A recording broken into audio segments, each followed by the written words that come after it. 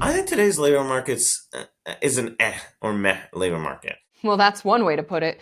Despite a strong jobs report for November, the job market vibe is pretty mixed. With the economy, we like to put the word great in front of things. We had the Great Depression, the Great Recession, the Great Resignation, and now the Great Detachment. That's what Gallup is calling it. In workplaces around America, employees feel stuck. People are aware that it's harder to find a job than it was a few years ago. And that if they have a job, their layoff risks are actually very low. So they're kind of it's worth holding tight, not worth like jumping ship. Simultaneously with that, I think there's some evidence people are much more frustrated in their current jobs. More than half of U.S. workers say they are watching for or actively seeking a new job, a 10-year high.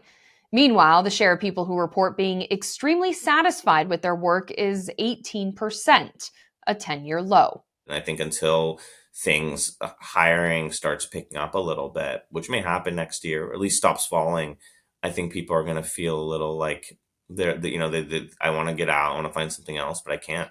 While employers may be relieved the age of high turnover is over, Gallup warns the Great Detachment can come with productivity concerns and future talent loss.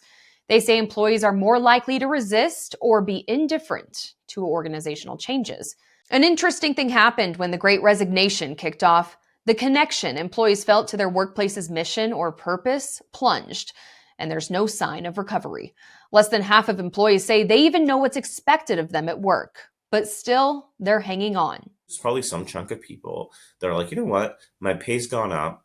I'm very happy at my job. I'm at low risk of layoff. Those people probably would be on the flip side of that. They might say, wow, this is a really good labor market. Because again, you have high job security. You're seeing some real job, like inflation adjusted job gains. And then you have people in the middle that have a job. They're at low risk of being laid off, but might want something different. And there's not a lot of stuff out there. And for them, this is a good but not great job market. And that's probably the biggest chunk of people out there. They're just not. They're not worried, but they would like something else, and it's not something out there. And maybe they're growing increasingly frustrated. As long as layoffs don't pick up, they're in a decent, cushy spot. And I think that's probably it. It's kind of like it's good but not great. And then there are people who are out of the labor force. The Labor Department says the unemployment rate is 4.2%. It's historically on the lower side, though much higher than a year ago. While month to month, the number of unemployed people is little changed. The mix of unemployment has gotten a little worse. Like we have more people that are permanently laid off than we did before, and fewer people that are quitters.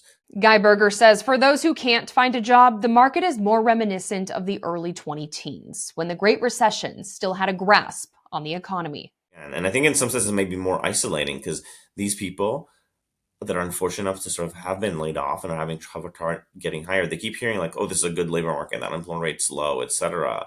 And like their experience is quite different.